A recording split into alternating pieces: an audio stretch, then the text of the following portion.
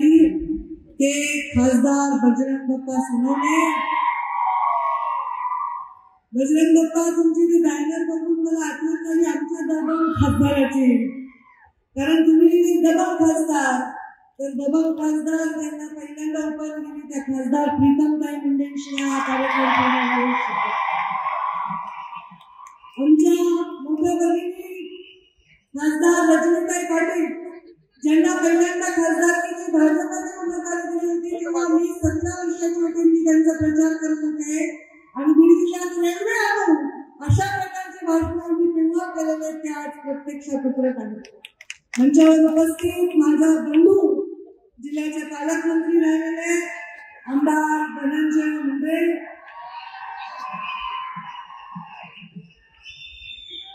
खरं तर धनंजय मुंडे यांनी पण मागणी केली देवेंद्रजींना स्वतः मुख्यमंत्री महोदय त्यांच्या भाषणात सांगतील.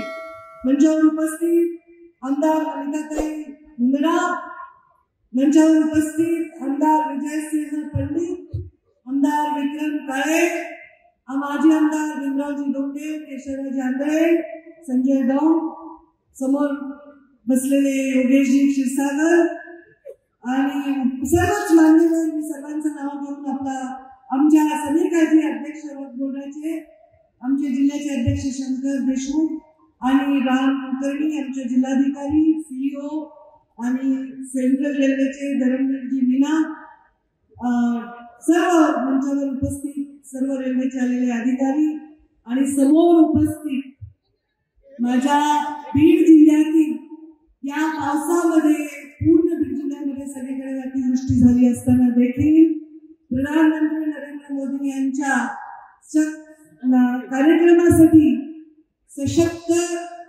स्वस्थ नारी सशक्त परिवार या कार्यक्रमासाठी आणि आमच्या मुख्यमंत्र्यांच्या हस्ते या उद्घाटनासाठी शुभारंभासाठी उपस्थित माझ्या बीड जिल्ह्याची बहादर जनता, दोन्हीकडून एकदा टाळ्या होऊ.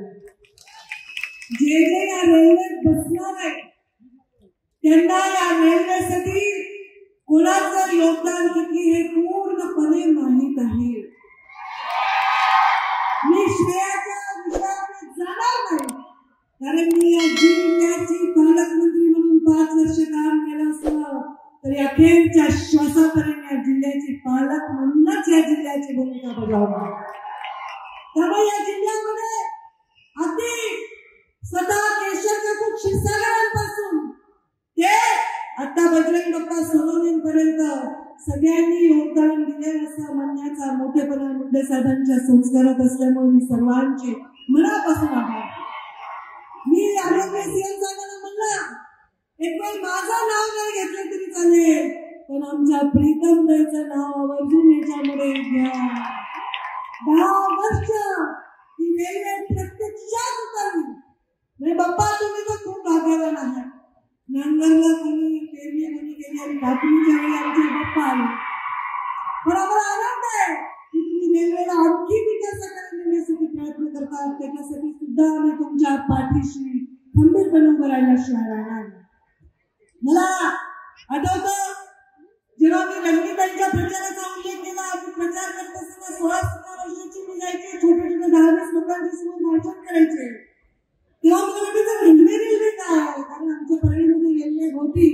रेल्वे बीड जिल्ह्याच्या आर्थिक उन्नतीसाठी किती आवश्यक आहे हे मला गोपीनाथराव मुंडे साहेबांनी समजावून सांगितलं.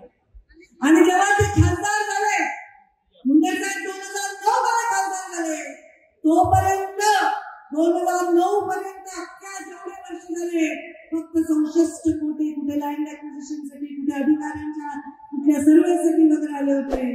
पण मुंडे साहेब जेव्हा खासदार झाले तेव्हा पहिल्यांदा मुंडे साहेबांनी मोठा निधी या रेल्वेसाठी आणला. आणि केवळ मुंडे साहेबांच्या काळामध्ये म्हणजे 2010 ते 14 मध्ये जवळपास 450 कोटी रुपयाचा निधी रेल्वेसाठी विरोधी पक्षातले खासदार असून होते. आणि मुंडे साहेबांनी त्यावेळी त्यांचे मित्र असणारे आणि राज्याचे नेता असणारे जेव्हा मुख्यमंत्री विलासराव देशमुख होते तेव्हा त्यांना सांगितलं की आपण दोघेही मराठवाड्यात आहोत आणि मराठवाड्याच्या विकासासाठी, बीड जिल्ह्याच्या मागासलेल्या जिल्ह्याच्या विकासासाठी आपण जर निर्णय केला की राज्य शासनाने परीक्षा दिल्या आणि केंद्र शासनाने तर हा रेल्वे मार्ग पूर्ण होईल आणि तेव्हा त्यांनी त्याला तत्वता मान्यता दिली. पण खरं त्याला स्वरूप कोणी दिलं तर ते आताचे आमचे विद्यमान मुख्यमंत्री आणि तेव्हाचे मुख्यमंत्री देवेंद्रजी फडणवीस यांनी टाळा हात वर करून ज्याला बीड जिल्ह्याचं स्वाभिमान आणि ज्याला बीड जिल्ह्याच्या रेल्वेची कदर त्यांनी हात वर करून टाळ्या वाजवून आदरणीय देवेंद्रजी यांचे आभार मानले. 2014 मध्ये मुंडे साहेब मंत्री म्हणून केवळ 6 दिवस जगले. या जिल्ह्यामध्ये जीवित रूपात येऊ शकले नाही. आज त्यांची आठवण मला काय तुम्हाला प्रत्येकाला येते. सगळ्यांना जे बाप्पांना काय मारतात त्यांनाही येते, जे मला काय मारतात त्यांनाही येते. कारण मुंडे साहेबांच्या नावाविषयी कोणाच्या मनात किंतु परंतु कधीच मुंडे साहेबांनी या रेल्वेच्या त्यांच्या जाण्यानंतर आमचे प्रधानमंत्री नरेंद्र मोदी आज त्यांचा वाढदिवस आहे आणि त्या निमित्तानं कार्यक्रमाचे त्यांच्याही मनापासून आभार सगळ्यांनी व्यक्त केले पाहिजे. त्यांनी मुंडे साहेब 3 जून 2014 वारले. 2 जून 2015 त्यांनी मीटिंग घेऊन स्पेशल पर्पज व्हेकल जाहीर केली. यामुळे 50% राज्य शासन आणि 50% केंद्र शासनाने एका झटक्यात 2400 कोटी सुमारे मंजूर केले आणि आमच्या देवेंद्रजींनी तात्काळ 2015 मध्ये 292 कोटी रुपये एका झटक्यात रेल्वेसाठी दिले. त्यानंतर मधला एक वर्ष फक्त एका 29 कोटी आले. बाकी सतत म्हणजे त्यांनी ती तजवीज करून ठेवली. जसं एखाद्या आईवडील आपल्या मुलासोबत चांगला व्यापार उद्योग उभा करतात आणि मग मुलाला त्या पुढे नेण्यासाठी सोपं होतं, तसं या सगळ्यांनी तजवीज करून ठेवली आणि म्हणून आता ही रेल्वे परिपूर्ण आपल्याला बघायला मिळते. आम्ही यांच्याकडे आमंत्रण घेतलं होतं तेव्हा देवेंद्रजी फडणवीस तेव्हाही होते आणि तेव्हा प्रीतमताई खासदार उपस्थित होत्या. रावसाहेब दानवे तेव्हा रेल्वे मंत्री होते. आपल्या या रेल्वेच्यासाठी आम्ही सुरेश प्रभूंचे खास आभार मानण्यासाठी त्यांना 12 डिसेंबरला परळीला बोलून त्यांचा सत्कार केला होता आणि त्यांनी सुद्धा त्यांच्या रेल्वे मंत्री पदाच्या काळात भरभरून मदत केली. पियुष गोयलांनी मदत केली, दानवे साहेबांनी मदत केली आणि मोदीजींच्या संकल्पनेतून एक अक्षरशः म्हणजे 2 जूनला 3 जूनला मुंडे साहेबांची पुण्यतिथी होती, 2 जूनला हे मंजूर झालं. याबद्दल देवेंद्रजींचे कोटी कोटी आभार मानतो. आज दादा पालकमंत्री आहेत आणि दादांच्या कामाचा सगळ्यांना सपाटा माहिती, त्यांची पद्धतही माहिती. दादांनी आज सकाळी 6 वाजता उद्घाटन केलं म्हणे. हो दादा, तुम्ही बीड जिल्ह्यामध्ये दर आठवड्याला आहे, सगळ्यांना सकाळी लवकर उठायची सवय लागून गेली. 6 वाजता हॉस्पिटलचं उद्घाटन केलं. पण दादा थोडं मी पण तुमच्यासारखं केलं. 7 वाजता मी आज पूरग्रस्तांसाठीचा दौरा केला. म्हणजे या कामाने जर कोणी पुढे गेलं तर या जिल्ह्याच्या विकासाला आपण कुठेही गालबोट लागणार नाही. मी या जिल्ह्याच्या पालकमंत्री होते, ग्रामीण विकास मंत्री होते, तेव्हा या जिल्ह्यात दादा एकही पंचायत समिती नव्हती, जिल्हा परिषदला इमारत नव्हती. सगळ्या पंचायत समिती आणि जिल्हा परिषद ग्रामीण विकास मंत्री झाल्या. बघा, स्वातंत्र्य मिळून एवढ्या वर्षानंतर आमच्याकडे पंचायत समितीची इमारत स्वतःची नव्हती, त्या केल्या. मुख्यमंत्री ग्राम सडक योजना देवेंद्रजी फडणवीस यांच्या संकल्पनेतून आम्ही मुख्यमंत्री ग्राम सडक योजनेला जन्म दिला आणि त्या बीड जिल्ह्यामध्ये 1900 किलोमीटर रस्ते हे आम्ही 5 वर्षांमध्ये ग्रामीण रस्ते पूर्ण केले. जे प्लॅनवर नव्हते ते सुद्धा रस्ते पूर्ण केले. आणि दादा तुम्हाला आवडेल की 3rd पार्टी ऑडिट केलंय. कुठलाही रुपयाचं बिल त्या काळात आम्ही उचलून दिलं नाही. सगळ्या कामाचं 3rd पार्टी ऑडिट हे केलेलं. मग आमचा बीड जिल्हा हा डोंगर दऱ्यातला बीड जिल्हा आहे, डोंगर कपारीतला आहे, ऊसतोड कामगारांचा आहे, कष्टकऱ्यांचा आहे आणि स्वाभिमानी माणसांचा देखील हा बीड जिल्हा आहे.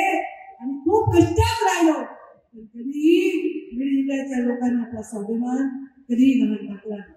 आज बीड जिल्ह्याच्या विकासामध्ये देशात आमचं सरकार, मोदीजींचं सरकार, राज्यात आमचं महायुतीचं सरकार, स्वतः देवेंद्रजी फडणवीस मुख्यमंत्री हा सुवर्ण योग आहे. त्यामुळे जे बीड जिल्ह्याच्या विकासासाठी आवश्यक आहे ते करायचं. त्याच्यात पुन्हा मुलात साखर म्हणजे स्वतः दादा हे आपले पालकमंत्री आहेत. नुसते दादा पालकमंत्री त्याचं काही महत्व नाही. दादा वित्तमंत्री आहेत त्यामुळे सर्वांनी दादा थोडं तुम्ही आम्हाला बारामतीपेक्षा जास्त म्हणणार नाही तर तेवढं तरी आम्हाला आर्थिकदृष्ट्या आपण शक्ती द्या. म्हणजे हा बीड जिल्हा कसं आहे, प्रगत जिल्ह्यामध्ये राजकारण करणं सोपं आहे. जे ऑलरेडी माणसं शिकलेले आहेत, पुढे गेलेले आहेत, व्यवहार आहे, पैसा आहे. आज मुंबई आहे, पुणे आहे, या ठिकाणचं राजकारण वेगळे आहे. हे डोंगर कपारातले लोक आधीच पैशाने, त्यांच्याकडे आर्थिक परिस्थिती नाही, त्यांच्याकडे रोजगार नाही, अशा ठिकाणी काम करून उभं करणं जिल्हा सोपं नव्हतं. पण रेल्वे आली, आम्हाला नितीनजी गडकरी यांनी 10,000 कोटीचे राष्ट्रीय मार्ग दिले. त्यामुळे या बीड जिल्ह्यामध्ये आता लोक उद्या इन्व्हेस्टमेंटच्या दृष्टीने सुद्धा बघू शकतात, कारण आता कोणी आपल्याला अडवू शकणार नाही. पाण्याचाही प्रश्न बऱ्याच अंशी देवेंद्रजी फडणवीस यांनी मार्गी लावण्याचा निश्चय केलेला आहे आणि तो नक्कीच मार्गी लावल्याशिवाय राहणार नाही. मी आपल्या सर्वांना आज रेल्वेमध्ये बसून आपण एकदा तरी जा, रेल्वेमध्ये बसून जा, कोणी जा, नवीन लग्न झाले नवरा बायको जाऊन रेल्वेपर्यंत जाऊन नगरला जा, काहीतरी खाऊन पिऊन बायकोला फिरवलं ना, कोणी आपल्या आई वडिलांना घेऊन जा नगरपर्यंत आणि ह्या रेल्वेला अभिमानाने बघा, स्वाभिमानाने बघा, श्रेयवादाने याला बघायची गरज नाही. आता अमोल गलदरचं नाव घेतलं, आता ह्या सगळ्या पोरा असतं नाही, पण त्या मुलांनी सुद्धा हे आंदोलन उभं केलेलं. अनेक लोकांची नावं घेता येतील, मी वेळेअभावी घेऊ शकणार नाही. अनेक पत्रकार त्याच्यामध्ये आहेत, अनेक सामान्य नागरिक आहेत. पण हे भाग्य आहे की मोदीजी प्रधानमंत्री झाले आणि मोदीजींनी राज्याचा प्रचार बीडमधून सुरू करून ते शब्द दिला तर रेकॉर्डवर लागतंय की गोपीनाथ मुंडे काही सपना पुरा करूंगा बीड जिल्ह्यामध्ये जरूर. आणि त्यामुळे आज त्यांच्या वाढदिवसाच्या निमित्तानं लोकार्पण शुभारंभ होतोय, याबद्दल परत एकदा आनंद व्यक्त करते. आणि दोन्ही म्हणजे आमचे मुख्यमंत्री आणि उपमुख्यमंत्री यांना सांगते की तुम्ही कृपादृष्टी बीडवर वित्तीय बाबतीत ठेवा. इथे एकही या भागामध्ये काम चुकीचं होऊ दिलं जाणार नाही याची खात्री आम्ही सर्व देऊ आणि आमच्या बीड जिल्ह्याचं सुजलाम सुफलाम ते चांगल्या तऱ्हेने राज्यात घेतलं जाईल असं काम करू. धन्यवाद. जय हिंद, जय महाराष्ट्र.